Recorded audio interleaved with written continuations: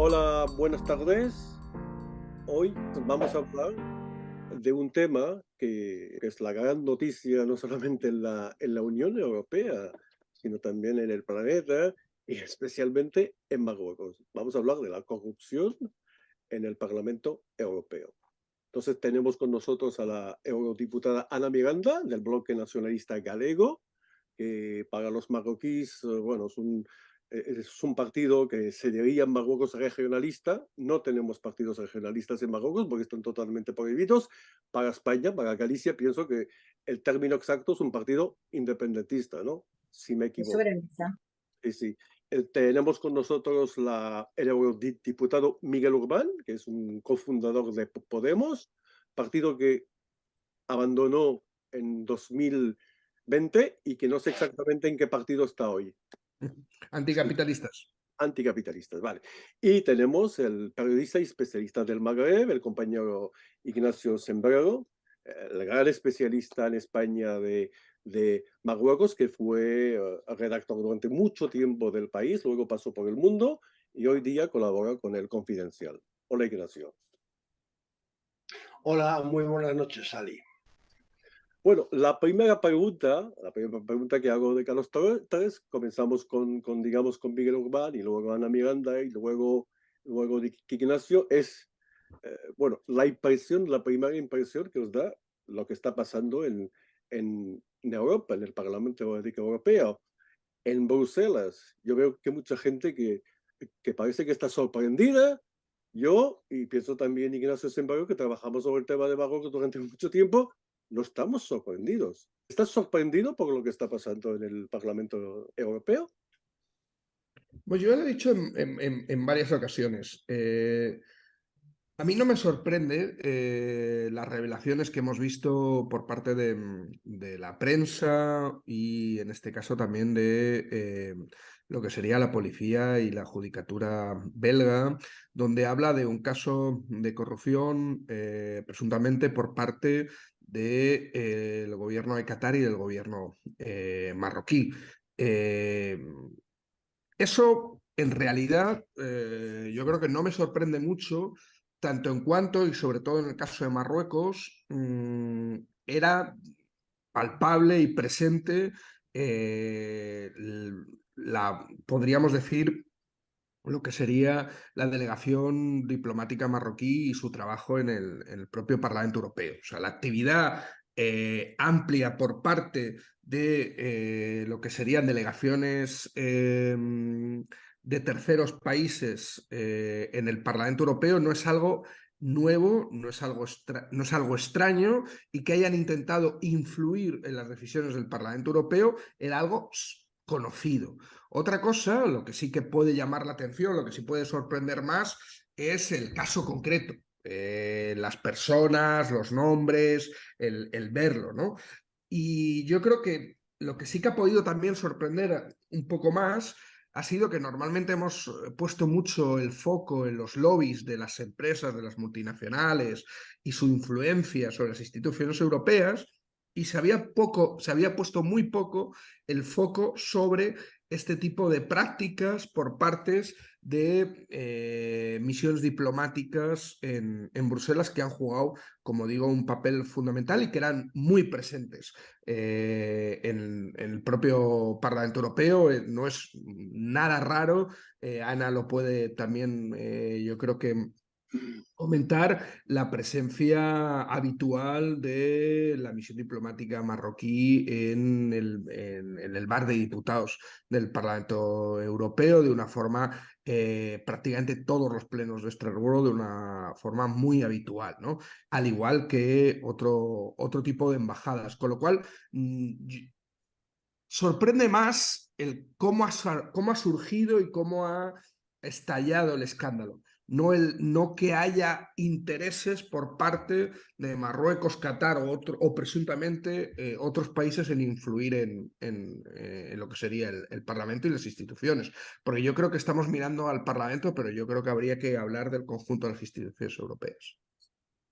Diana, Bueno, en primer lugar, para mí es una gran oportunidad hablar de este tema, ¿no? y además hacerlo con un compañero como Miguel Urban, que siempre está atento a estos temas, pero también con una persona a la que admiro desde hace muchos años como es Ignacio Zembrero. Es un placer coincidir contigo ya en la época de Camilo Nogueira, cuando él fue eurodiputado, tuvimos contacto contigo cuando estabas allá, precisamente por temas del Sáhara, y así que te seguimos toda esta temporada. Es un placer muy grande. Pero sobre todo, también con los organizadores y contigo, Ali, por traer un tema que está siendo importante para las democracias, pero también importante para destacar la falta de transparencia que tienen las instituciones europeas, la falta de rigor y sobre todo el abuso que están cometiendo estos estados. Hablemos de Qatar, hablemos de Marruecos, hablemos también de Israel y hablemos también de Turquía, que ejercen un lobby. Este lobby y esto que ha sucedido no se queda solo en esto, en el caso de Qatar y Marruecos, sino que se extiende más allá y lo vemos diariamente, como bien decía Miguel, en los pasillos del Parlamento, donde desde hace muchos años, pero muchos años, Marruecos ejerce una influencia tremenda en los pasillos del Parlamento y en las distintas reuniones. Tan tremenda que a veces tiene diputados que solo trabajan para Marruecos, y eso es lo grave, ¿no? Porque nosotros tenemos pues, la obligación de reunirnos con las causas que vengamos a defender al Parlamento Europeo. Nosotros también nos reunimos con otra gente, evidentemente, pero son causas, primero, que consideramos justas, que se hace de forma altruista, que se hace de forma política, pero nunca como ha hecho esta gente imputada, que es en el ejercicio del soborno, de la aceptación de dinero y del uso de fondos públicos, ¿no? Como lo que se presupone que hay detrás de todo esto. Eso por un lado. Por un lado, la presión que ejerce Marruecos, por otro lado, que haya cómplices de esas estructuras que son, además, en el caso de Marruecos, una dictadura con nombre, dictadura que no respeta los derechos humanos en el Sáhara Occidental ni en el Rif, y ambos, tanto Miguel como yo, formamos parte de los intergrupos y grupos de amistad del Rif, de apoyo al pueblo rifeño y también del Sáhara Occidental, y vemos como cada vez que se habla sobre algunas de estas temáticas en el Parlamento Europeo despliegan su lobby diplomático, vienen al Parlamento oficina por oficina. Desde luego, en esta oficina no han entrado nunca, no han entrado porque se lo hemos prohibido. Marruecos ha ejercido mucha presión en la pasada legislatura, también en el caso de Aminatu Haidar, cuando sucedió que estaba ya de diputada en el escaño, en este escaño que tenemos compartido con otras fuerzas políticas, y nunca les hemos permitido entrar en nuestra oficina por una cuestión de incumplimiento y de vulneración de los derechos humanos. Pero hay eurodiputados y eurodiputadas que vemos no solo que les dejan entrar, sino que se prestan a sus favores, que es lo que aquí ha pasado, ¿no? Y es escandaloso. Creo que esto es la punta del iceberg. Hay mucho detrás y sobre todo la malísima influencia que Marruecos ha tenido en los asuntos del Rif y en los asuntos del Sáhara en relación con las decisiones europeas. Como bien también dijo Miguel, está el tema de la influencia que tienen en la Comisión Europea, el hecho de que no exista, por ejemplo, unidades específicas sobre el Rif o sobre el Sáhara Occidental en el Servicio Exterior de la Unión Europea, el hecho de que lo reciban y no reciban a otros delegados de organizaciones democráticas, como puede ser el Girac o como puede ser el Frente Polisario, de la misma manera y con los mismos derechos, y nosotros lo hemos denunciado. Yo pertenezco a un grupo que se llama Verdes Alianza Libre Europea, pertenezco concretamente a la parte de la Alianza Libre Europea, y estamos constantemente denunciando esta temática, hablando de Marruecos como un país opresor, pero además un país que soborna. Y ahora, desgraciadamente, con esta situación que ha saltado en el mes de diciembre, vemos como de una forma sorpresiva, no sorpresiva para nosotros, pero sí para la opinión pública, se destapó y seguiremos denunciando. De hecho, hemos promovido conjuntamente, una serie de cartas y de presiones. Hemos intervenido en el caso de Qatar y en el caso de Marruecos, también en la Comisión de Derechos Humanos del Parlamento Europeo, y hemos visto como muchos de estos eurodiputados se prestaban. Lo que pasa es que no había pruebas, ¿no? Ahora la justicia parece traerlas. Y tú, Ignacio, ¿pareces sorprendido por lo que está pasando en Yo Bruselas? estoy sorprendido, sí, yo estoy sorprendido y lo confieso.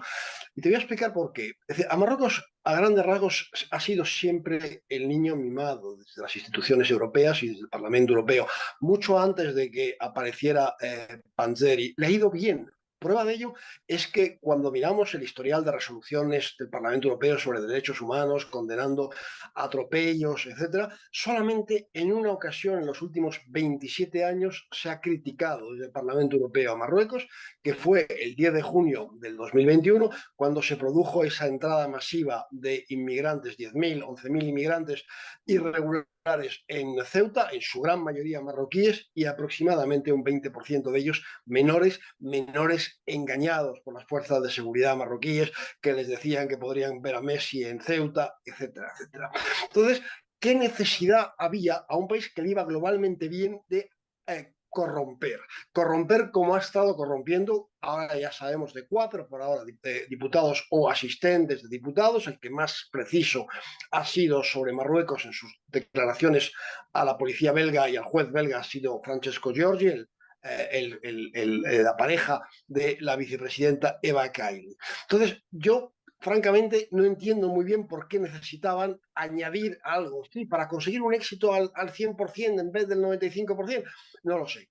No lo sé, pero en todo caso siempre ha habido, sobre todo por parte de los socialistas, también por parte de los conservadores, del Partido Popular Europeo, etcétera, digamos, una actitud favorable, un prejuicio favorable siempre a Marruecos, yo diría casi, hiciera lo que hiciera, y si hacía algo mal, se intentaba siempre tapar. Entonces, por eso me ha sorprendido.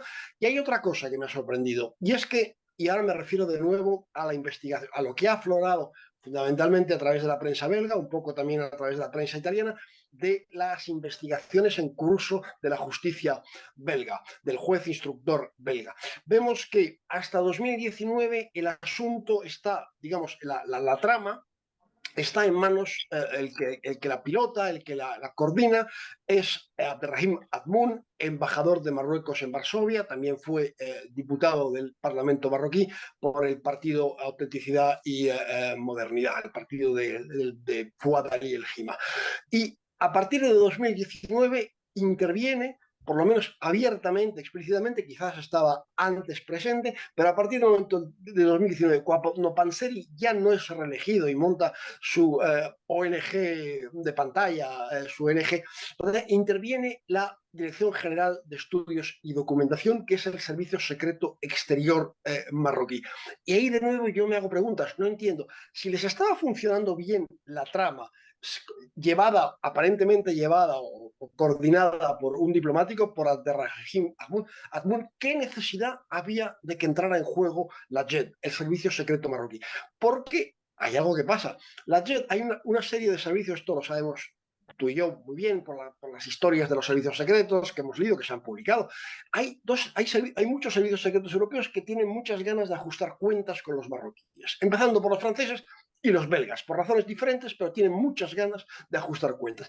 Y claro, cuando entra en juego la Dirección General de Estudios y Documentación, eso llama poderosamente la atención a los servicios secretos europeos, que la investigación parte de ellos. Lo que pasa es que en un momento dado, y de nuevo aquí me refiero a lo que cuenta la prensa belga y la prensa italiana, en un momento dado los servicios se dan cuenta de que ellos no pueden ir más allá, y el 12 de julio, según la prensa belga, transfiere la seguridad del Estado belga, que es en definitiva el servicio secreto belga, transfiere toda la documentación que ha recopilado a la justicia belga. Y a partir de ahí empieza la Fiscalía belga, la Policía Judicial y después el juez instructor a trabajar. ¿Qué necesidad tenían los servicios secretos marroquíes de entrar en acción si todo iba bien? Son las dos preguntas que me hago y son las cosas que me sorprenden.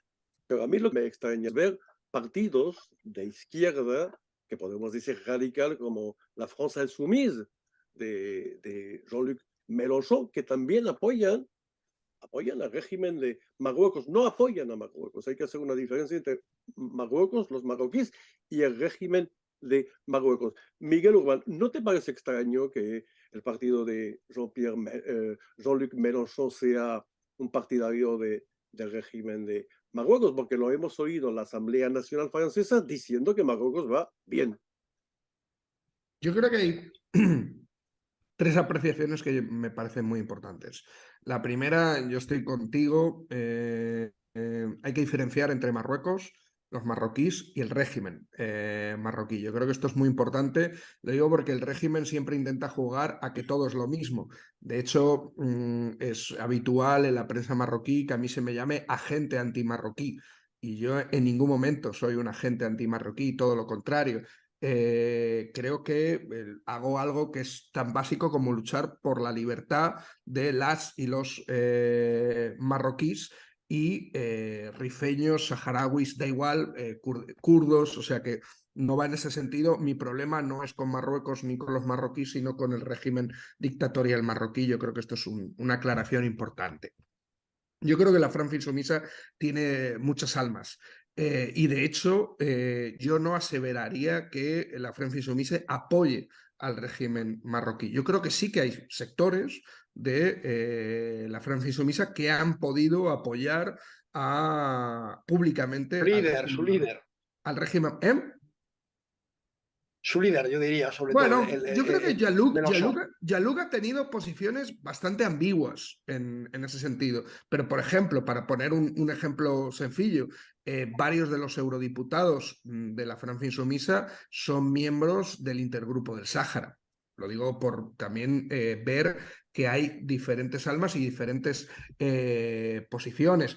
Pero yo creo que hay cierto golismo de izquierdas que sigue viendo a Marruecos como parte, en cierta medida, de su protectorado y actúan como tal, ¿no? Algo que no es tan sencillo verlo en España, donde creo que la relación es diferente. Yo creo que la relación Marruecos-Francia es distinta a la que solemos ver en el Estado español, y la cuestión neocolonial es bastante más presente como en el conjunto también de la actuación de Francia en otras antiguas colonias africanas. Yo, eso por un lado. Segundo, sobre el tema del Parlamento Europeo, que yo creo que sí que me parecería importante, y por intentar responder un momento, Ignacio, yo creo que sí que querían un 100%.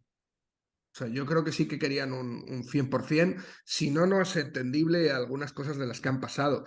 Yo le estoy dando muchas vueltas a temas que hemos visto sobre el tema de Marruecos en los últimos años en el Parlamento Europeo. Tú y yo lo hemos hablado. Personalmente, yo me costó encontrar explicación al voto en el Sájarov, al voto con Sultana Jaya. Y lo hablamos. Y me costaba pensar que tan rápido se pudieran haber movido para abortar esa votación y para obligar al Partido Socialista a votar a una candidatura de la extrema derecha. Es que es muy, muy grave, o sea, es muy complejo.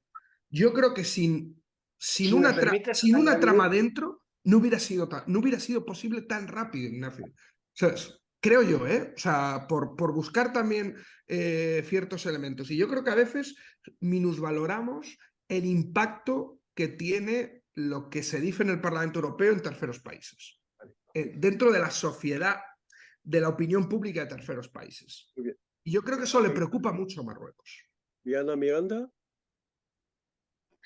Bueno, yo veo que en relación con las sentencias de la Corte, sobre todo, ¿no? de cuando fueron las decisiones sobre el Sáhara Occidental, ahí empezó parte del nerviosismo, de ver lo que puede pasar también en junio o en septiembre, en cuanto sea la siguiente resolución, la siguiente decisión del Tribunal Europeo sobre la cuestión del Sáhara.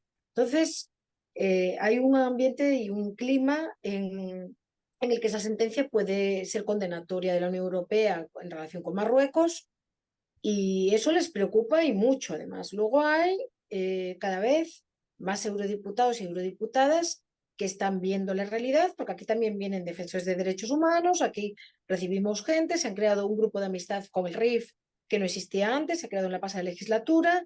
El tema del Sáhara ha vuelto, desgraciadamente, a estar en actualidad por el tema de la corrupción.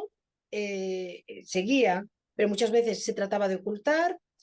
Y yo también concuerdo en que quieren el 100% y que llegan a cualquier extremo para intentar que no haya ninguna disidencia, porque ven que a veces pueden perder, como pasó con la resolución del Parlamento Europeo en relación con el tema de la Comisión de Pesca, ¿no?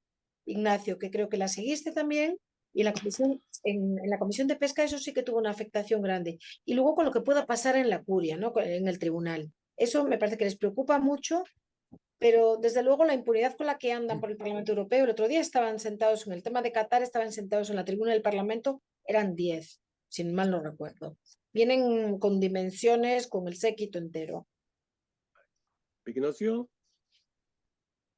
Bueno, yo diría de todas formas que no hay mal que por bien no venga. Me alegro de que haya salido a la luz el Qatar Gate y el Morocco Gate. Creo que es beneficioso para la institución, porque espero que sea beneficioso para no solamente para la institución del Parlamento Europeo, sino para el conjunto de las instituciones europeas, porque probablemente se tomen, espero que se tomen medidas, y hasta cierto punto quedan desvelados los métodos de actuación de países como Qatar o Marruecos. Una precisión importante, es decir, la trama de corrupción, según, de nuevo, no me invento nada, según lo que cuenta la prensa belga, la trama la montó Marruecos, y Qatar vino después y la aprovechó para sus intereses, probablemente utilizando más dinero porque tiene mucho más recursos que Marruecos. Es decir, Qatar se introdujo en una trama ya creada por Marruecos. Y siguiente, quería decir a Ana, sobre todo, que creo que podemos dar por seguro cuáles van a ser las sentencias que va a pronunciar la Corte de Justicia, la máxima instancia. Pues yo creo que esta primavera, que van a ser 2 sentencias muy en la línea de lo que ya decidió la instancia inferior en septiembre de 2021, es decir, anulando los acuerdos de pesca y de asociación entre Marruecos y la Unión Europea.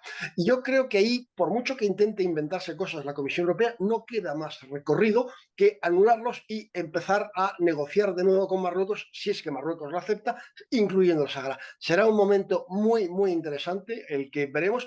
Yo he escuchado con mucho interés lo que ha dicho el alto representante el día 5 de enero en Rabat, el Josep Borrell, que dijo que había que acatar las decisiones judiciales. Y creo que lo dijo delante de Nasser Bourita, y creo que clarísimamente se refería a lo que iba a suceder esta primavera, porque, repito, puede haber algún matiz, puede haber alguna coma, pero la Corte va en un 90 o en un 95% a ratificar las sentencias del Tribunal de Justicia de septiembre de 2021 que, repito, anulan los acuerdos de asociación y de pesca entre la Unión Europea y Marruecos. Y habrá unas siguientes etapas que ya tienen preparadas los abogados del Frente Polisario. Vale, pues muchas gracias. Lo siento, a mí me hubiera gustado estar un poco más con vosotros, pero bueno, ya son A nosotros también. Nosotros también, sí. los 40 minutos. Vamos a... Bueno, sería un poco interesante continuar esta discusión, pero pienso que vamos a tener ocasión de hacerlo con más tiempo.